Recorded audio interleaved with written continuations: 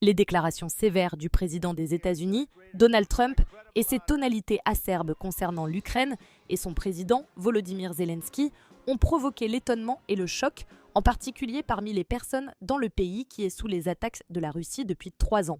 Cependant, la peur se propage également dans les pays d'Europe du Sud-Est et d'Europe centrale, qu'ils pourraient à nouveau être sans défense face à la Russie. Presque tous les pays de cette région, tout comme l'Ukraine, ont souffert des politiques impérialistes de l'Empire russe et plus tard de l'Union soviétique, un traumatisme qui a des racines il y a des siècles et qui est encore à peine compris en Europe de l'Ouest. Le désengagement de Trump vis-à-vis de l'Ukraine a créé la crise de confiance la plus profonde dans ces pays depuis les années 1980, lorsque l'on ne savait pas encore comment l'Union soviétique réagirait au mouvement pour la liberté et l'indépendance. Depuis la fin des années 1990, les États-Unis, dans le cadre de l'OTAN, ont été le garant le plus important de la sécurité en Europe du Sud-Est et en Europe centrale.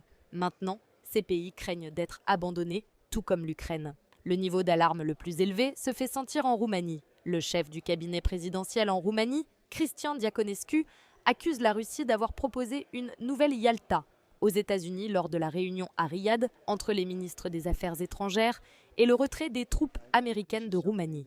De nombreuses voix en Roumanie ont qualifié la réunion à Riyad de trahison envers l'Ukraine. La Roumanie abrite la base militaire la plus importante pour les troupes américaines et de l'OTAN en Europe du Sud-Est et sur son territoire, le bouclier antimissile de la région est déployé. D'autre part, la Roumanie, avec sa voisine la Moldavie, est militairement touchée par la guerre russe contre l'Ukraine.